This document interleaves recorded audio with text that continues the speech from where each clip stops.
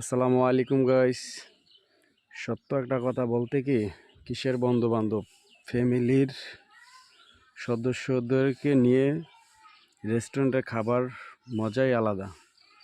এখানে আমি total family নিয়ে গিয়েছি। এই যে আমার বড় ভাই, তারপর ভাইস্তা, ভাবি, আমার ওয়াইফও আছে এখানে। মানে মোটামুটি আমরা তিন ভাই, তিন ভাইয়ের বাচ্চা আছে।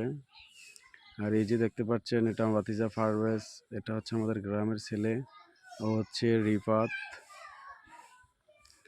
ওরা আমরা 7 জনে মিলে চাপ খাইছি। আর একটা ভাতিজা, ও খাচ্ছে কাচ্চি, ওর ফেভারিট।